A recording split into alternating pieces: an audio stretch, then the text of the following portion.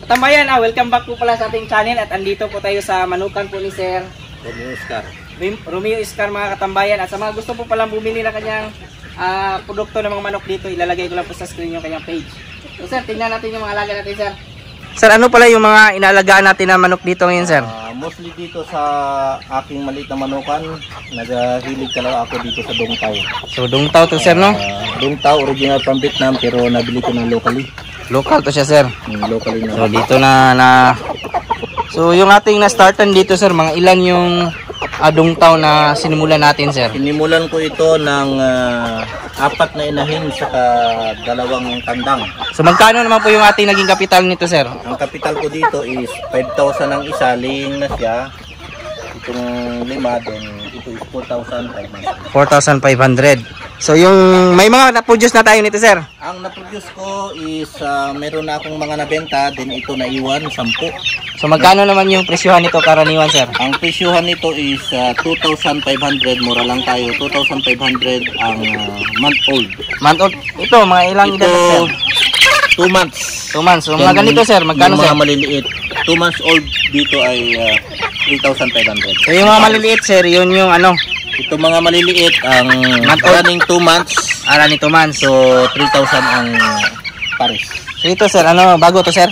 Ito not for sale, gagawin kong breeding material, pero ang presyohan nito 3.5 to 4 months is 5,000 pesos to 5,500 ang price. So kung sa ano talaga Sir, sa ibang breeder Sir, mahal talaga ito Sir? Meron akong na-inquire lalo na sa Luzon, napakamahal ng binta nila, same time sabot mo pa yung shipping. So dito sa Mindanao may mga breeders naman, meron sa Davao, meron din tayo sa Kabakan ng mga breeders. Meron din sa Jensen at Banga. So yung ating manukan pala Sir, saan pala located Sir? Anong Sir? Located ito sa Carmen. Sa Carmen. Ito So, sa North Cotabato. So salamat sa pagpunta kahit malayo at least nakapunta. Ayan, salamat din po kay Sir. Inimbitahan po tayo. Ngayon na pumunta dito yung famous vlogger ng General Santos City, si Mano Katambayan. So yan, salamat Sir. So maliban sa ating mga alaga na meron tayo na Dongtao Sir, meron pa tayong mga alagang iba Sir? Ang libangan ko dito is ito. Ano to Sir?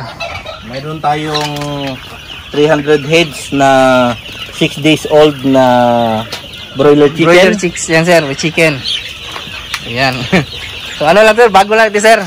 Bago lang yan, nung linggo. Ayan. Nakita ko Sir, may mga heritage din tayo Sir Ito yung heritage natin. Rhode Island to Sir, no? Rhode Island ang lalaki, pinaris sa PTR o yung Bourbon Black. So kumusta yung pangingitlog nito Sir? Ang pangingitlog nito is out of 50 heads na babae, nakakalis ako ng 30 to 40 na eggs per day. A day. So yan, napakarami po katambayan.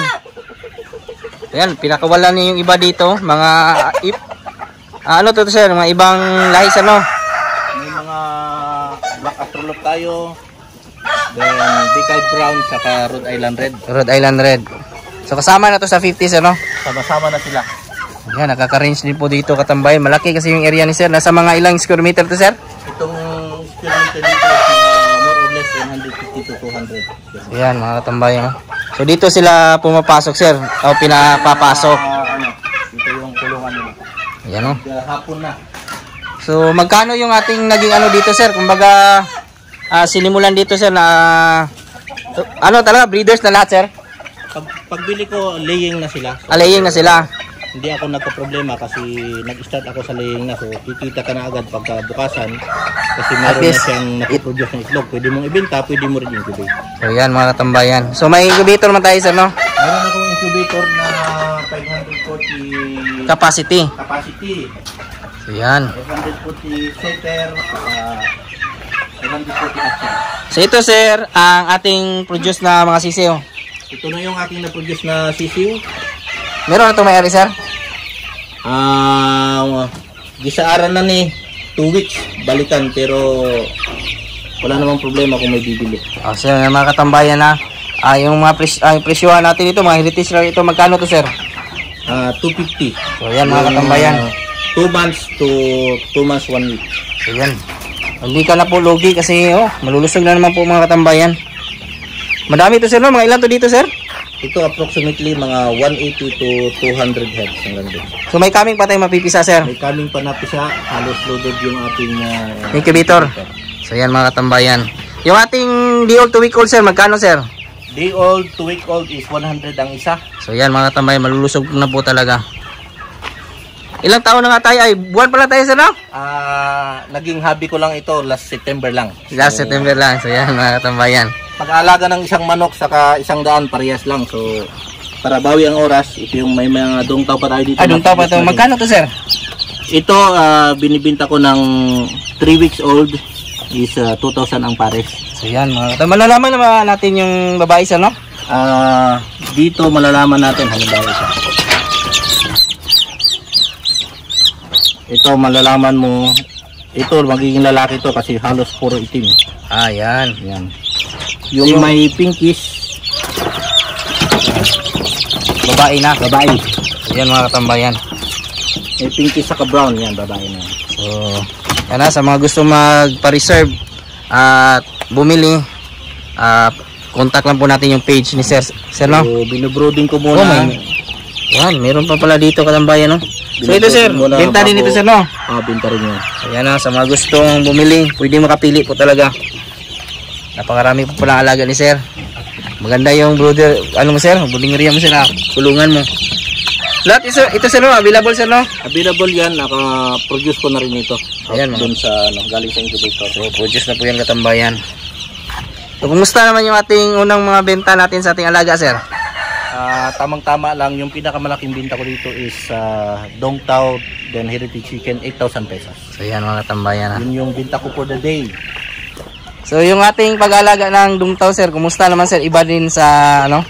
Actually, ang Dongtao is matibay siya sa sakit. Pero pagdating sa hatching rate, medyo mahina siya. Mahina siya Sa hatching rate.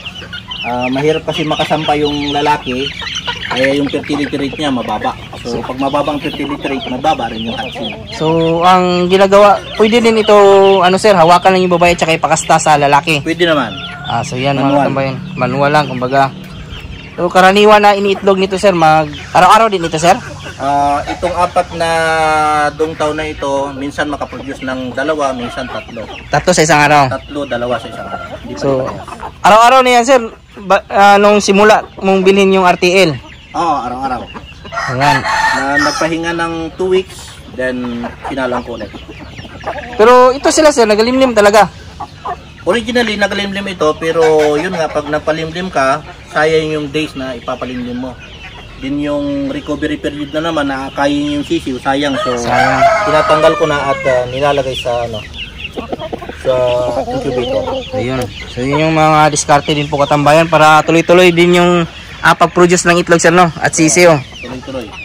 So may mga kaming pa tayong mapipisa nito, sir. May kaming pa ako na eggs nandun sa incubator ng Dongtao, approximately mga 25 to 30 eggs. Ayan. Pero hatching rate mga nasa 50%. So pag mabigyan ako ng 10 na sisiw doon, masaya na. So okay na katambayan, sir. Okay na din, sir, no? Kung ganun. So yung pagkain natin dito, sir, sa isang araw, sir, sa ating manukan, mga ilang kilo naman, sir? Lahat ito napapakain ng more or less mga 6 to 8 kilos. 6 to 8. Kada araw yan. Kada araw. Ayan. Pure feeds naman tayo, sir, no? Pure feeds. Pure feeds. Ayan mga katambayan. So hindi din tinitipid yung mga ganito na manok, sir. Ito pinapakain ko ng 3 beses sa isang araw. Pero sa heritage, 2 beses lang. 2 beses. So yan yung yung timbang naman niya, sir. Ganito lang talaga. Yung timbang nitong lalaki is 4.9 kilograms. Itong mga babae is nasa 3.2. 3.2. Sulit talaga yung katawan nila, sir, no? Sulit ang katawan ng Dongtao. Yun, tiil paa pa lang, napaka Yan yung binibili ng tao, yung paa. Paa lang talaga, sir, no? Kaya nakita ko sa ibang bansa, sir, yan yung kinakain, sir. Kinakain ng king accordingly sa Vietnam. So expensive siya doon. So ano yung ating talaga, sir, no? Galing Vietnam talaga yung lahi nito, sir, no? Locally produced na, nabili ko na dito sa local. Pero yung lahi talaga niya galing Vietnam. Is galing ng Vietnam.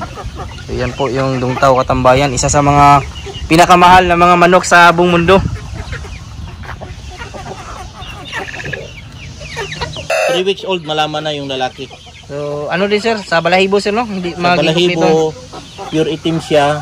Kung pakpak pa lang makita mo, pure itim. Yung babae, may brown sa pinkish, yellowish. Yan. May iba-ibang lahi ba iba-ibang kulay ba nito sir o ganito lang kulay ng ating dungtaw sir? Mayroong dungtaw white, saka maraming line din, pero sa nakikita ko, may dungtaw white saka ito, blue line. Ayan. So yan mga katambayan, nakapasyal po tayo ng Carmen po, North Cotabato, at nakita natin yung mga alaga po ni sir na talagang napakamamahal po pala ng dungtaw. Sa mga gusto naman pong bumili, na po sa screen po yung kanyang detalye, PM nyo lang po si sir. At sa susunod na video po, abangan nyo po yung ating pasyalin po sa Alamada, North Cotabato. At nang makita din po natin yung mga alaga po ni Father Joe. Sa mga nanood po pala natin mga previous videos, mga bago po natin subscribers and viewers, welcome po sa aking channel. At kung kayo lang po ay napadaan ngayon, sana po ay kusilin nyo po ni subscribe, i-follow at i-like din po yung ating channel. Napakalaking tulong po yan. Kung may mga katanungan naman po kayo, ilagay nyo na po sa comment section at ating sasagutin. At huwag kalimutan i-click yung notification bell para sa mga susunod na videos. Bago muna tayo magpaalam, shoutout muna natin yung ating mga kaibigan dyan na si Shem Bunda from Pagadian City, Gutor Channel. At sa mga nanood po dyan ngayon, shoutout po sa inyo lahat. Sa mga hindi ko naman po na shoutout, isa-shoutout ko lang kayo sa susunod. Maraming salamat, God bless at ingat po kayo palagi. Bye bye!